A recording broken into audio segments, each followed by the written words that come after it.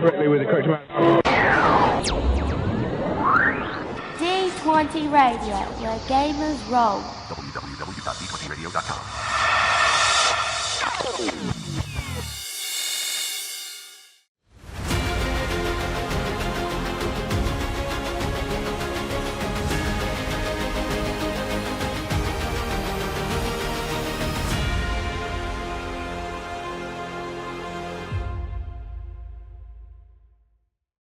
Welcome back to the How We Roll Gaming podcast, everybody. We hope that everyone has had a good couple of weeks since our last episode dropped. How about you guys, Nick, Robert? Have you had a good couple of weeks since? I'll admit it's been a bit rough for me. I've been having a rough night sleeping, and the change into summer always has allergy problems, but otherwise, doing fine. I've been doing good as well. Definitely understand the allergy thing. It really hit me yesterday, but I've only had to work half a day this week, so I'm actually on the second part of my 4-day weekend, so I'm enjoying that. 4-day weekend. Previous day was Juneteenth, and also happy summer. We're in the summer solstice. Today's the summer solstice. Yep. As we record this, yes. And it certainly feels like summer. Yes, it does. I mean, we're being mild for summer so far. For summer in Texas. Knock on. Oh, there's no wood for me to knock on. I got wood. There we go. Good. Heat-wise, yes. Humidity, though, that's gone up. And I guess Avatar Aang is trying to meet up with his previous incarnation. If we're going by the Avatar rules. Yes. Tomorrow is, as we record this again, is Free RPG Day. And I have taken a look at all of the goodies, and I have my prioritized list of. Hopefully your car does. Hopefully your car does. The vehicle you're going in doesn't break down like last time, like earlier this year. Don't put that out there. Right, Nick. And that was free comic book day. And when the tow truck got out there to jumpstart my friend Dave's car, he's like, well, let me go ahead and try it. And it started right up. After us sitting out there for, hour and a half. But I'm taking... That won't happen next time. This time. I am taking a quick look at my list of my priority stuff that I want to get. At the top of my list, I want the Arkham Horror one-shot that they're putting out. Then next on the list, there's a quick start for the Monty Python RPG that Steve was telling me about at the post-con dinner for Gamer Nation Con. Wait, is it like the... It's a Monty Python RPG. Yeah, no, it's Monty Python. Okay, that opens up like a whole lot of cans of worms. An interesting one. Yes, I can play a Frenchman and be there always before you. He backed the Kickstarter, so he had everything coming. I've seen a few pieces of it in the store. Like they have. How overpowered is the lumberjack? I don't know. I haven't seen stats for a lumberjack, but they have not really a dice tower, but a dice thrower to roll dice that looks like the catapult that launches the cow in Holy Grail. Actually, it might be pretty Holy Grail focused. I want to say that Steve said that one of the add-ons that you could get was also a pair of plastic coconuts to bang together to make the horse sounds. But they have a quick start of that for Free RPG Day 2. Hang on, what is the full name of this game? It is a very Python-esque name. Oh, we gotta have like the Spanish Inquisition. We gotta have like the Ministry of Silly Walks has to be a thing. We need a rabbit boss fight. Oh no! The Black Knight has to be a thing. So I statted out the Black Knight. I statted out the Black Knight and the Rabbit and the Knights Who Say Knee in Genesis last year for my Genesis Star Trek one-shot at Gamer Nation Con. Because my one-shot was it was Star Trek. They were on the holodeck. The theme was Lord of the Rings. They were playing Lord of the Rings, and when they rolled a despair, the program glitched, and they found themselves in Holy Grail. Such a And good so, idea. they they encountered the Black Knight. They encountered the Knights Who Say Ni. They encountered the Rabbit, and so I statted them out. Okay, I have found it. So the title is Monty Python's Co-Curricular Medieval Reenactment Program, That's a and mouthful. That and is very appropriate. program is PROGAMME. Oh, So yes, so it does look like it is very very heavily Holy Grail influenced, but yes, I want to pick that up. Um, there is another GI Joe Transformers crossover adventure called Shock and Mayhem. I've been informed about that because I'm on the Renegade Games Discord. There is a preview for the Marvel Multiverse RPG Avengers sourcebook that's coming out. I know you're definitely getting that. Complete It, with it looks really. It works. I mean, the sort that you shared with me from YouTube, like, yeah, that kind of got me back interested into it. well, and the preview one shot for Free RPG Day also includes a Thunderbolts adventure in it, and they've released the PCs, the pre-gens, online already. The Wait, are these the pre-gen, Thunderbolts or these the Thunderbolts asterisk?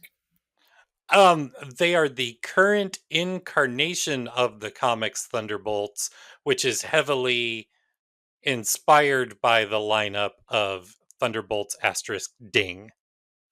Yeah, which is coming out on digital and But I actually I can't do mean, that because we aren't sponsored by Disney Marvel yet.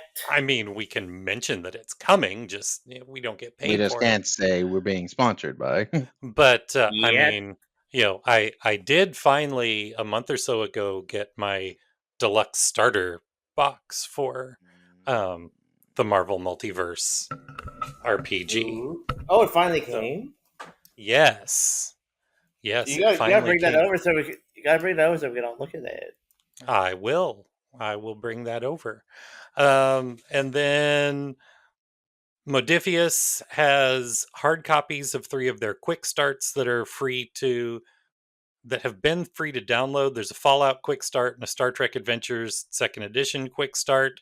I want to get those simply because I have the digital of the Star Trek one, but I think I printed out the Fallout one for myself, but well, and on their website you can order hard copies of them, and they're only yeah. like $3 or $5, which is totally reasonable. But Mhm. shipping for them is like 10. Yeah, so like I just printed out the out it Yeah. at the local FedEx So Kinko's. So I plan to pick those up, and there's a couple other things that if I can, great. I'm sure that like the pin of Hank the Ranger from the Dungeons and Dragons cartoon is 1 per kit. So I plan to be at um, my mini war when he opens and see if I can get that pin too. See if he'll give me the pin. If Um, so, you'll don your brass knuckles, and if there's a kid that has it, you will. I have never seen a kid in my mini war. Oh, okay. Yeah, One I've time. seen One one. time. Yeah, one time That's too. fair. Yeah, And Apparently, the then we might family be the just same saw it and kid. was stopping by. I also, depending on what his free RPG day giveaway policy is, uh, the 3 of us are going to go, me, Stephanie, and Xander. And uh, if he has it limited to 1 per person, then as soon as we leave there, we will head down to Common Ground and hope that it's not like they were during their anniversary sale on Free RPG Day, And where if it doesn't go your way, all three of you will take out your baseball bats. Yes, we'll all pull out our Lucille's.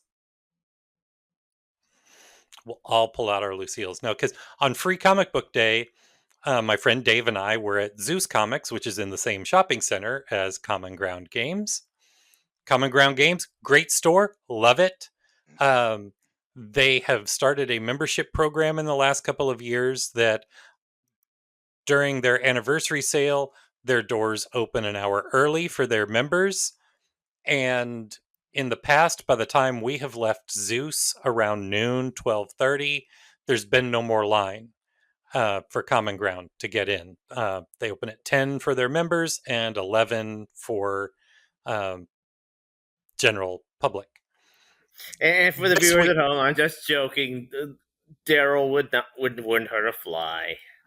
and then this year, when we left Zeus at 12:30, the general line was still down past the one or two stores on their end of the shopping center and around the corner of the end store.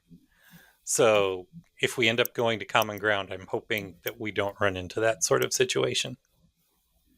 All right. Well, Cool. I think it'll be fine. Yeah, we should be Yeah. fine. We should be Have fun, fine. and we'll have fun with Lawrence's one of our. He's on our Clone Watts sister show, basically. Is running a special one shot for us.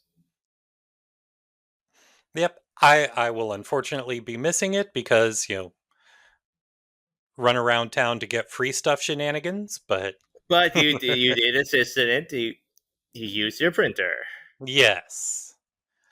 But that's what I have planned for this weekend. Other than that, week's just the work week has been kind of a bear, and I know that Robert's gearing up, getting ready to move, Yeah, and so I'm sure that is taking up a lot of time and energy. we're Kind hoping of for why I'm not going anywhere Saturday. Still looking at stuff. we're hoping for are he's gonna have a maybe not a house party, but are you gonna do a cool video for us to see the new place? I'll take pictures. How about that? That'll Okay, work. that's fine. That'll work. That'll do. But before we dive into our topic, a little D20 Radio Network business to take care of. It wasn't long ago that we spotlighted the Story Told podcast here on the show. But their latest episode is pretty timely to the RPG space that we wanted to circle back to them. And I've actually had, like I just said, been a pretty busy work week since they released their latest episode, but I'm really looking forward to listening to it because they're discussing Daggerheart, the new system release from Critical Role's Darrington Press. I've heard a lot of great things about Daggerheart in the short time that it's actually been on the shelves in its final version. And with I was every in new the final thing, version. Neat. oh yeah, it's on shelves and it is selling like hotcakes. Apparently, I wouldn't um, doubt it, especially after Vox Machina. yeah. And Mm-hmm. with every new thing that I hear, the more I'm interested in checking it out. I was watching a Bob World Builder video about it the other day, and the game is the core is like $55. It's a box set with the full core rulebook. And Damn, that's pretty good. like 300-page core rulebook and a few hundred cards that are involved in the game, and I forget what all else is in it, but it's one of those. Yeah, everything that's inside this box, it makes it an incredible deal. Um, so I've been looking forward to hearing more about it. Everything that I hear about it sounds awesome. So everyone out there can join me in giving the latest episode of the story told a listen and get their thoughts on what looks to be the new big game in the neighborhood. Sounds like something that we should all take a look at some point. Oh yeah, and I mean, no lie, if I end up at Common Ground and have to make a purchase to get some of the free stuff, if they've got Daggerheart in stock, I'm probably going to grab it. I try to make a purchase whether I'm required to or not. But When that's I'm only fair. Like back when I did like free RBG and free comic book day, I would always like, well, I gotta buy something yeah, You would leave because the there's house? usually a discount. Because there's usually a discount, even if it's just like a single issue or something. yeah. So You would leave your I am abode, at, if Nick? we I don't end know. up It's at just me. It's just me. It just didn't feel right to me. It's like oh I can't yeah, leave a place with this stuff for free. yeah, and that's part of why stores do it. So if I end up at Common Ground, I'm going to buy Daggerheart. I know what I want to get at my mini war when I stop by there, presuming he has it in stock, because Star Trek Adventures released a new book for second edition, a technical manual, and so he carries Star Trek Adventures. So if he has the technical manual, I'm going to get the technical manual. If I end up at Common Ground, provided they have Daggerheart in stock, I'll grab Daggerheart. But that's I think we should get into today's episode. What's today's Well, episode? D-Man? today's ep- today's episode is vehicles and using vehicles in your game. Um, and just for funsies, we call it winging it. Yep. And this is a topic near and dear to all our GM hearts. Yep, and I am the first to admit that, except as moving sets, I am awful at incorporating vehicles into my game. So I will be drawing important information from this episode, as well as just being part of the discussion. Honestly, Yes. like I gave some helpful ways to discuss it in three different categories. So let's start with Yep. category one: vehicles with players. This is basically where you give players their own vehicles, or they get it. Or sometimes in some of my campaigns, I've had someone start with a ship. I do this, and especially Star Wars tells you, they can start with a base of operations or they can start with a ship. They can even start with a squadron of ships, depending on the campaign. Because it's Star Wars. You can't kind of need one of those. Yep. It's kind of part of the, but again, like vehicles and players are very important to a lot of stories to be told. Like think like Speed Racer in the Mach 5 and like Luke Skywalker in his X-wing. Or heck, Mad Max. It's all about vehicles. Oh yeah. Yeah. Mad Sometimes Max. a character and a vehicle are kind of one and the same. Like you can't separate Han Solo from the Millennium Falcon. You can't separate And Luke from his X-wing. and there's an example without going into spoilers of what your other two categories are, Nick. There's an example that kind of fits all three Yeah, categories that you have, and that is the beloved USS Enterprise. exactly. It's Oh yeah, definitely. that honestly, yeah, we can elaborate that more in the third act of Yep. our discussion. Or this is more personal. I've been through this week playing the Warhammer 40k Rogue Trader game, and that's all about having a ship and going places. Because you didn't have that ship, you couldn't go anywhere, and it's kind of the status symbol of my character as a rogue trader. But again, like there's a multiple of rules that across different systems on how to work and play with a vehicle. Some of them are good, some of them are bad, some of them are ugly. Some of them we make up. Yes. But I feel like the main factor is like I feel like maybe coming in from a player's perspective is more interesting. The idea is like how does a player connect with their vehicle? That part of that is going to depend again on the kind of campaign that you're running. What, not just the setting of the campaign, but the flavor of the campaign. So I'm going to go back to our tried and true Star Wars. There's a couple of different ways that a player could look at a vehicle, because the Millennium Falcon is transportation. The Millennium Falcon is also a setting. And the Millennium Falcon is also kind of a fighter. It's a combat platform, Yeah. for want of a better term. So, It how can fight, it can house, and it can move quite literally the characters to one location to another. And in a story sense, it's also a symbol. and in some ways, it's also its own character. Oh yeah, definitely, By definitely. I With mean, how people interact characterizing, with it. like, If honestly, you've like, ever watched episode 5, yeah, it's got a personality. Episode honestly, 5 like, and Solo, moment of silence for L3.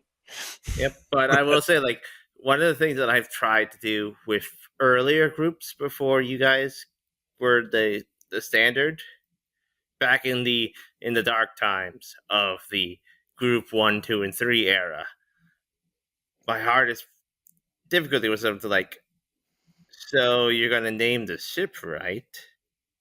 It's like, well, we're gonna trade up to a better ship. It's like, but you're gonna name the ship that you have right now, right? Always name your ship. That first ship is like your first car, your first everything. It's like, it has like, yeah, it has its rust, it has its problems.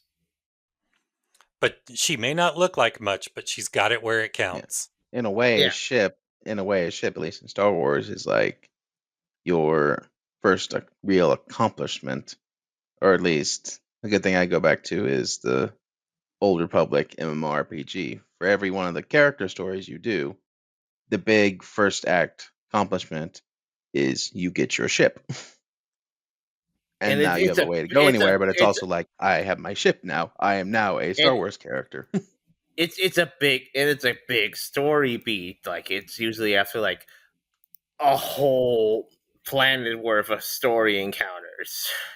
Which is another point with players. A vehicle can also be a goal, first and foremost. True. For instance, if we look at our Cyberpunk campaign, there's Nick's relationship with his car. Yep. Again, as a nomad, I do start with a vehicle, and I got to customize it per the rules. But also, I had damage with it is connected to my nomad clan, so I have to do some extra jobs to fix it up after some rough patches. Yeah, But that's part of the one story. RPG in the face. But it's part of the story line. It's part of, like, I'm a nomad, and nomads are defined by vehicles. And, like, they'll help. It'll be cheaper for them to fix it than going to anyone else. But I do have to do a little bit more work for them in the background.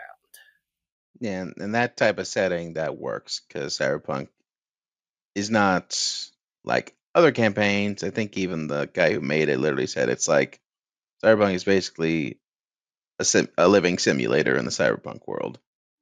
And yeah, you have a vehicle, but that vehicle also requires upkeep, which is going to burn some of your money. And like, say if it was someone else's character that had a vehicle, one, they'd have to pay for it, and two, they wouldn't have a place to, as part of the mechanics of the game, to more easily fix it up. It would cost way more money. And that's another thing as far as the goal. Like, if in the campaign one of your players wants to save up enough money to get a vehicle, that can be a great purpose in what they're doing.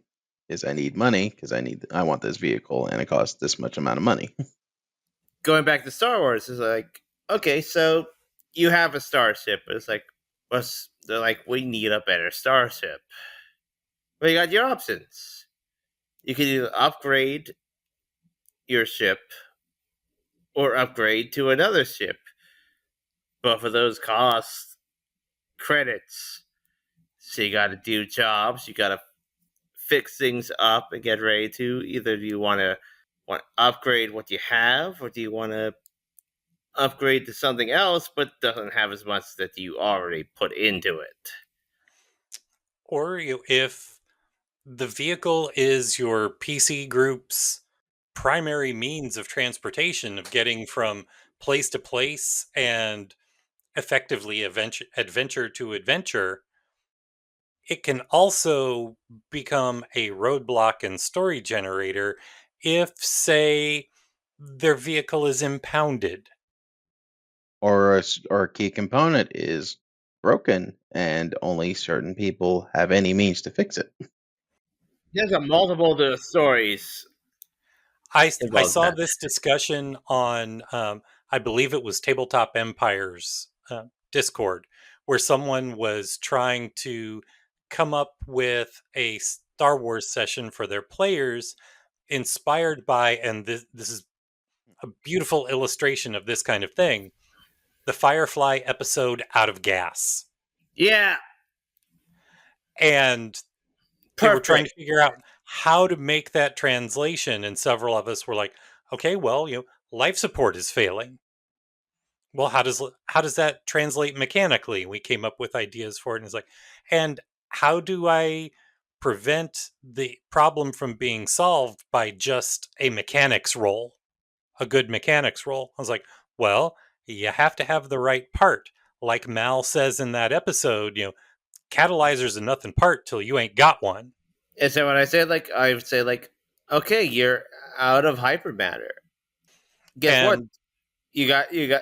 Guess what? It's the classic idea. Like, we're out of fuel, and well, you could jog that way or jog that way, but you have to go get the fuel. And do you have the money for it?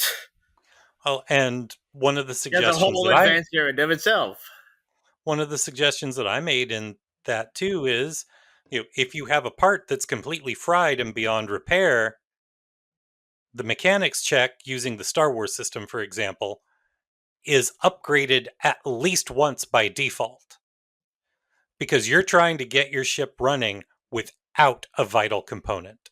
And again, you are as again going back to like the fact that you are going to the DM side. Like, you're the arbiter of that. It's like, how important is this part, and how much do you want to keep them here?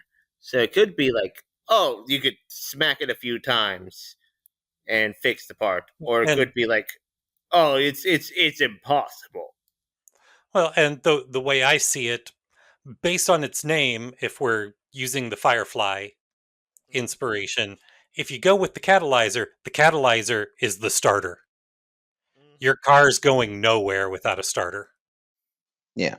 And it can also be like, define it as harder than usual because you may be on an out of the ways place where those parts aren't really available.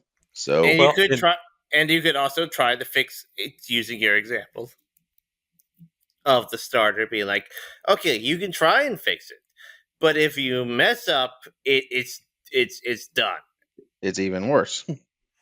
and It's like and you could have fixed it, but guess what? If you make one mistake, boom, it's done. and You want to and risk in that? The players can risk that. the out of gas scenario, it's not even a matter of you're in a place where that part is hard to come by. You're adrift in the middle of space. That too. You got to figure that out, and And that's that could be a cool segue into possibly like the horror, abandoned ship type of session. Well, and for any or for a, any a scavenger ship trying to like, oh, this ship is adrift, and it's like, where they're gonna take it is like they don't care if there's people on board on there. and All of which, for anyone out there who hasn't seen the episode of Firefly that we're talking about, every single one of those things happens. Yes. They're All adrift at in once. space. The Serenity, the ship, has two shuttles, two short range shuttles, and one of the crew members is injured on top of that. So we didn't even mention that. So the captain of the ship sends the crew in the two shuttles flying in opposite directions hoping to find help, while he waits on the ship with a distress signal going, trying to And find help. it The all help that goes wrong. life support is failing. The ship that gets and responds to the distress signal has a catalyzer. They try to kill him and take the ship. Big Issue old upon Murphy's Law. issue upon issue keeps piling on top of it. So now Mal is injured from a gunshot wound from successfully fighting off these raiders who were going to steal his ship, and he now has the catalyzer, but he's wounded and oxygen is nearly out, and he's not the mechanic. The mechanic, before leaving, roughly showed him where it went and how, with the damage it had, it didn't even fit in place. Because he's like, Kaylee, can't you just put it back? She's like, no, look. And showing him that the one that they had that's damaged doesn't fit anymore. And narratively, you can bake some of that kind of thing in by saying, oh, well, your ship is an older model and or it's modified so much that you can't use, there are no more, or you cannot use a stock component, a factory component. Yeah, it can be. Yeah, definitely one of those. Oh, you modded this too much to where that simple component isn't going to work for your ship. Yeah, if I I can't walk into a GM parts store and get a starter because you have modded your engine too much.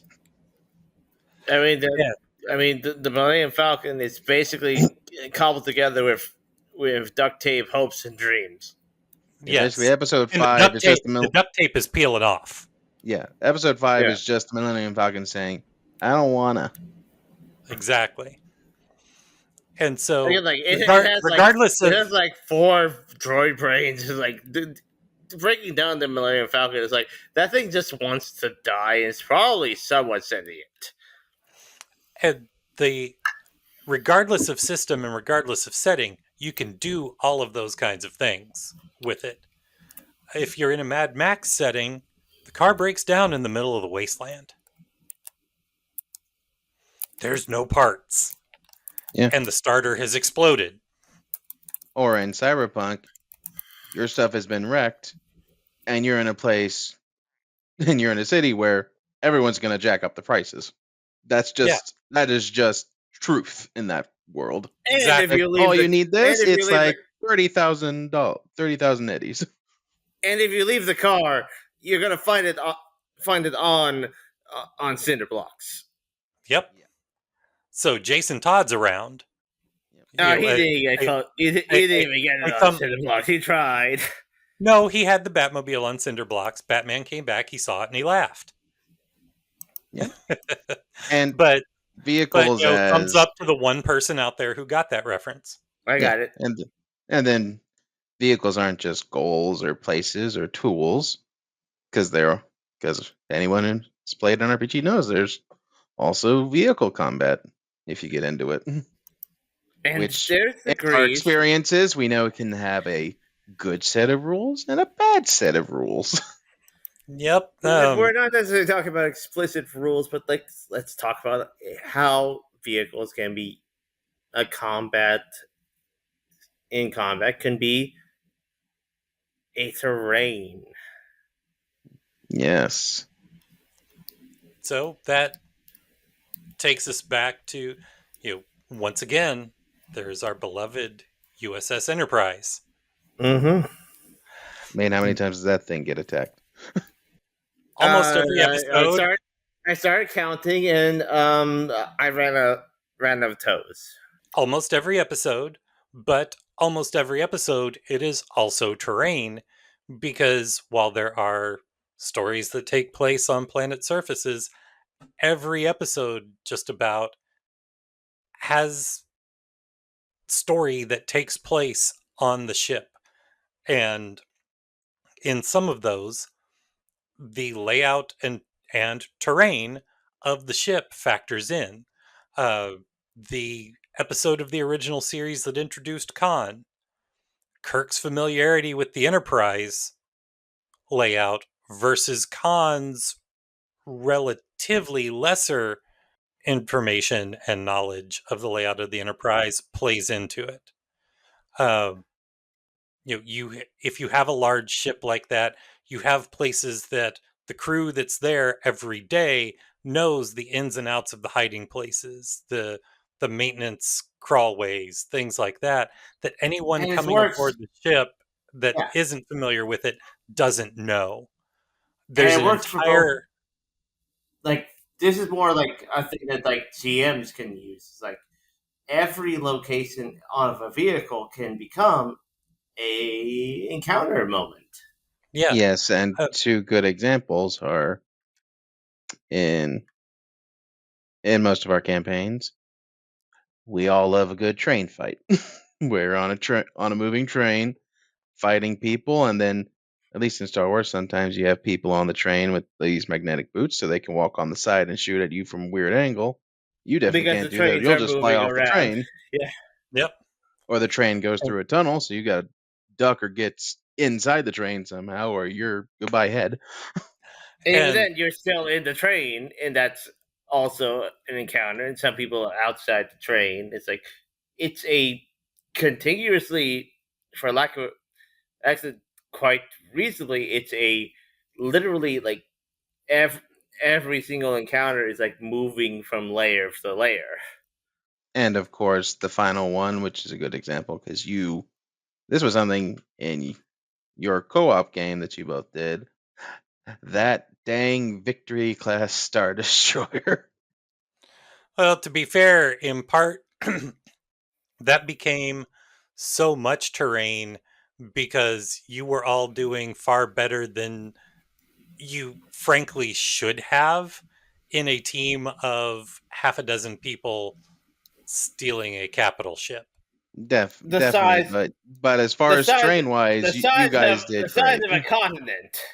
Yeah, you guys did great though. You would elevators start working, you'd close doors, turn off the air. So you just kept But making again, train after we train did after train. again like our example is we are talking about a Victory class Star Destroyer, which is a massive starship. And though they had a pretty good plan and did way better than we anticipated, we did make sure that we used every aspect of the fact that this is a large starship with redundancies, control systems, security systems, and crew. And a maze like interior. Yep, and it was fun. Till it Despite wasn't. no, even when we were annoyed just It was, by the situation, it was still fun. it was still fun, but it's like we the fact that like the ship was a classical dungeon, despite it being a vehicle. Very You good have to point. you have to understand the fact that, like the size of the vehicle does matter. It's like a large enough vehicle can be itself a whole dungeon in a And classical like game sense. and going back to Star Trek as an example, there's an entire episode of Next Generation with that concept where the Enterprise is empty for a routine maintenance particle sweep by an energy beam that will kill anyone that it touches. And Standard maintenance. yeah, And Picard goes back to get something from his quarters at the last minute only to discover that there's a team of people who had infiltrated the starbase that was doing this, who plan on stealing the Enterprise. And so Picard single-handedly makes use of his knowledge of the terrain to stop these people from stealing the Enterprise. And it also has kind of a ticking clock thing, because that energy sweep is going from the fore to the aft, or the aft to the fore, whichever. Oh, And he has to stop them so that he can get through their communications cutoff to let the starbase know, you need to stop this because there's living people on here. Yeah, and I have or something to add to the going back to the Mad Max example, the war rig from Mad Max for Fury Road. It is a full environment where we have multiple like on the rig, in the rig, even in the guts of it, like We scenes. say that even more in Furiosa than we do in Fury Road. Yeah, yeah, and then good example and something that might come up in future. Avatar: The Last Airbender and Legend of Korra had vehicles. The one in Avatar, it was the giant drill attacking Ba Sing Se. They were both the on it. drill, Had to go inside it to sabotage it. And then in Legend of Korra, giant the mecha, Colossus. the Colossus that they had to cut in and then fight their way up to sabotage it Again, again. like vehicles can be also giant set pieces, but also that does fit in with like the idea of them being environments. Yeah, Like and the It, easy example, honestly, it may be big, but it's still a ship. So Death Star. yes, honestly, yeah, that's what I'm going for. 'Cause, like, imagine the domestic people always like make the joke of like, oh, the Death Star is flat because we're able to like have a whole flight scene on it. It's like, no, it's the size of a moon, so it is small parts of that would look like the planet. it had just occurred to me that a lot of times you hear vehicles and you do think spaceships, um, cars, things like that, mechanical, truly mechanical things like we think of. But vehicles are even in D&D. If we're going to go with another multimedia example, think of the carriage during the heist scene in Dungeons and Dragons: Honor Among Or Thieves. just wagons, classic like gladiatory chariots or A vehicles. stagecoach robbery. Yeah, Yeah, or animals. Animals can be vehicles if you can This ride is them. true. and good. that does more for like personality stuff, because now that's a living breathing creature that your player may have a connection with. Definitely a Or lane that one. can like tame or like have been already like used. Like there's and if your vehicles and if your is character a lost that vehicle, that's basically someone killed their animal.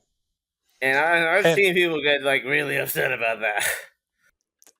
I'm surprised we haven't mentioned this, Nick. There is one subset of vehicles with players, vehicles as players, because we do have a GI Joe Transformers campaign. Yes, So but the if we look Transformers, the PCs are vehicles. Well, and some of them. some of them, and they've. I do like that it's always been kind of uncomfortable for all of you. It's like, am I driving? I'm driving. Am I writing you?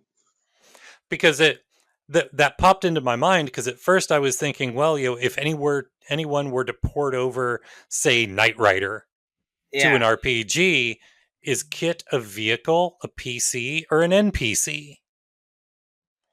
And then I was like, oh wait, Kit's just scratching the surface. There's Autobots there's Autobots. and Decepticons. Then That's very unique vehicle combat. It's just like like that's one of the few things that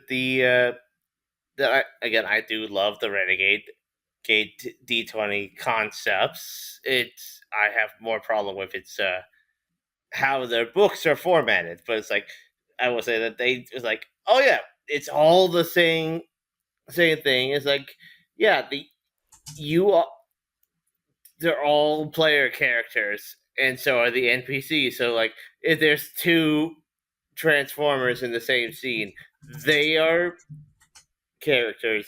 So are the characters inside them, and they each individually activate. But yeah, that's basically a good way of vehicles as terrain. And now we can talk about the easy one: vehicles as a home base or a location. All right. So, yeah, vehicles as locations and home bases. Well, I've been using it as an example the whole episode, but Spoiler alert! I think he has an idea. Wonder what But that could be from. the Enterprise is, it's the pure definition of a I'm vehicle sorry, I as a can't hear location. you over the fanfare. I didn't know we were in a Star Trek episode. I mean, we can be. No, We Uh, can be. wait, you don't have the book yet. Yeah, I do. Where's the Yeah, Gene Roddenberry? the new book. Where's the Gene Roddenberry money? Is it gonna come to my account now? No. Oh, It'll come the same time the George Lucas money comes. But yes, Daryl is correct, because one thing a vehicle is really good at, especially if it's a large vehicle, it's your home base or it's a location you're going to. It's a location you're going to, or it's a location that you're at. The Enterprise. And we're currently The- doing a campaign in a large Nebula vessel D. in our Star Wars game. Yeah, the Enterprise is the location where they work. It's the location where they live. It's the location where they have R&R. And thanks to the holodeck, it's any location they want it to be. Yep. Mm-hmm. And of Yeah. course, we've used it a lot. Star Wars ships are very fine as locations as well. The Death Star, giant capital ships, the Executor, a hut pleasure barge that you're stuck on. All locations. And working as a home base. There's, again, the Enterprise. It's their mobile home base. The far orbit, as campaign we're doing right now with me and Daryl. Or in a different universe, a Walking Dead campaign where you don't actually live in like a land community. You live on a giant ship, a giant cargo ship, a giant cruise ship, something that just is nomadically moving around. And it doesn't even have to be large. If we go back to Firefly, Serenity is their home base. The Millennium Falcon is Or heck, Yeah. Dale's RV. Yeah. So there are any vehicle can become a place of community and structure for the players.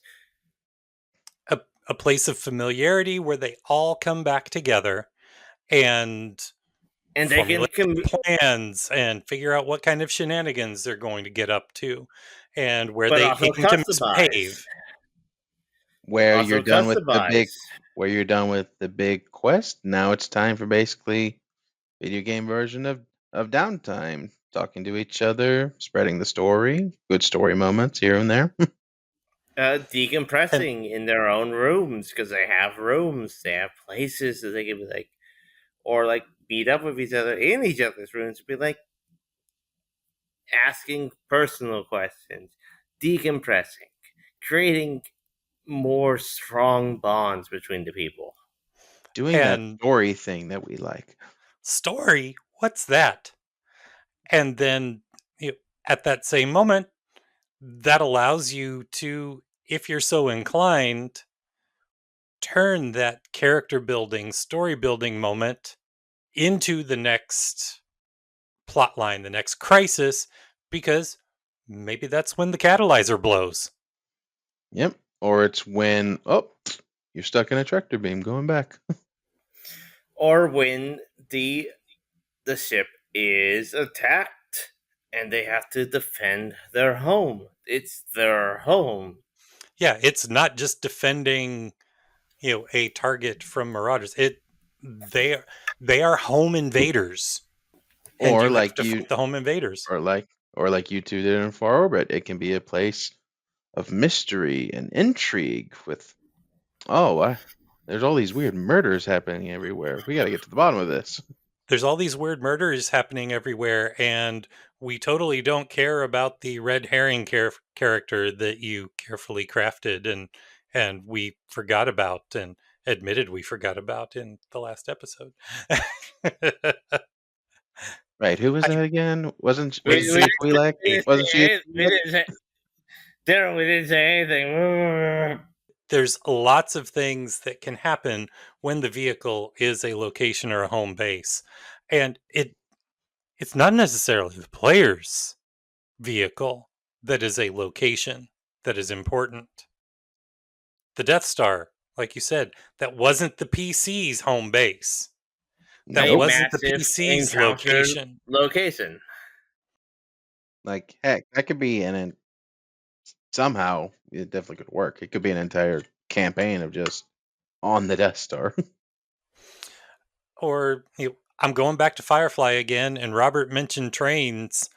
Um, there's a reason why the second episode of Firefly was literally titled "The Train Job," because it used the train as terrain and also as an objective location.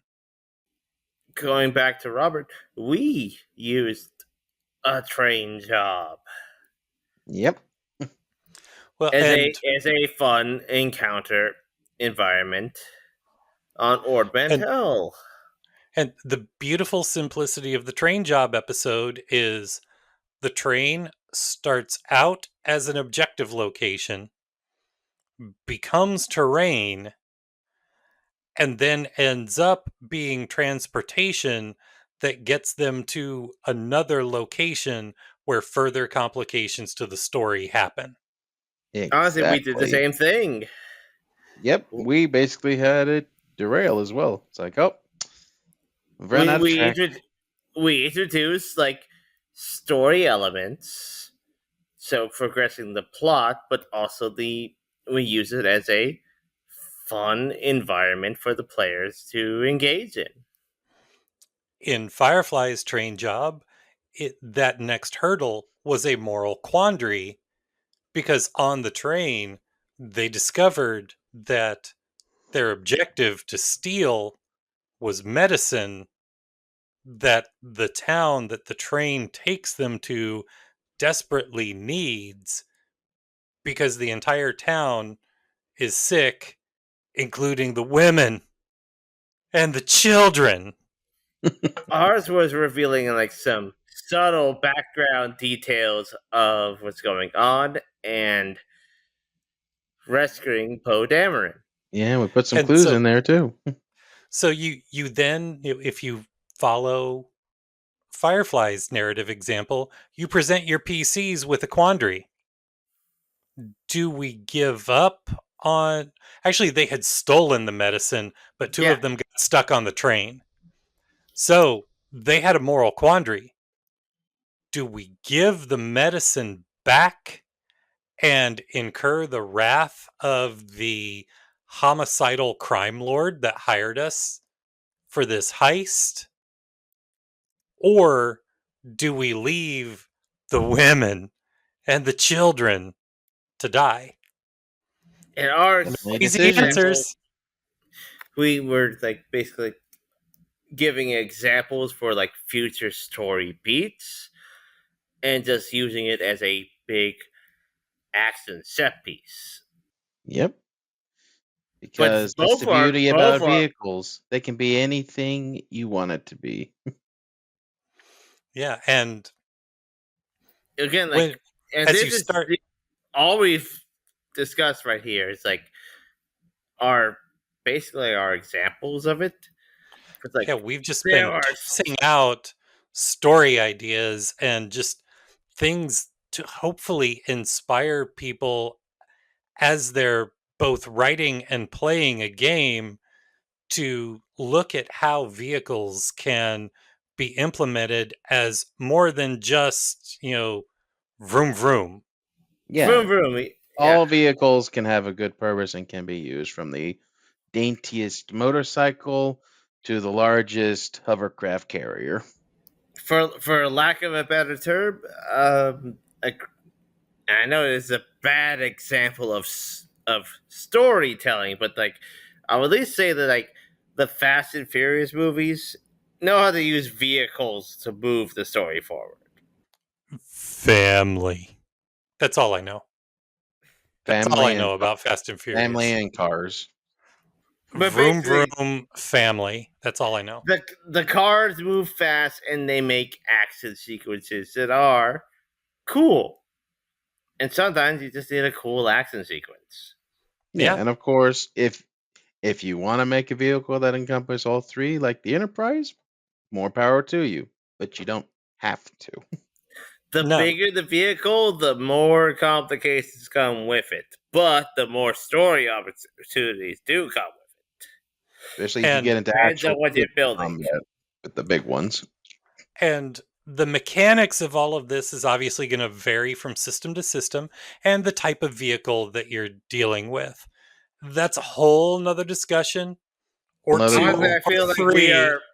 we're describing agnostic as an idea of like Exactly. the storytelling of vehicles. Yeah, if we want to get into mechanics, that's a whole different talk for Yeah, later that would in be the like future.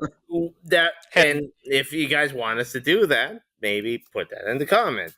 I know Nick and Daryl have a lot of grievances with a specific and IP's way of doing vehicle and combat. and and we have a guest that we could invite back on to discuss those ins and outs of that particular system, but I know he's also working with he's offered Tabletop Empire to go on and have that same discussion, so I don't want to steal their thunder because they're friends of ours. Yes, but what I am saying, like Might we're be better talking just direct you over there. from a narrative perspective. If you want to include vehicles, there's so many ways to incorporate them. There's chase scenes. There's big like home scenes as like the player homes. There's just so many ways you can use a There's large plenty of or encounters you small can have on a vehicle. ship. And just because it's become kind of a running gag in the last few episodes, there's another way that you can use the cars. No, Sorry, I had to. that's fine. We know It's you like did. We know. it's true. Basically this wasn't a here's how you should do things. Here's some ideas, and think about how vast the idea of like a vehicle can be used. Yeah, and these are And just like three big categories vehicles can go into as And they're tools not for the even like all players, of them. terrain, locations, and I'd say these might be the big three. Might not even be the yeah, only big ones, and but these are I like think some common ones. they're categories that can be expanded to like infinite amount of like minutia. Exactly. yeah, and if there's response, we can go into some of these in greater detail down the line and examine, say, a not necessarily Star Trek itself, but a Star Trek style game where you are the crew of a starship.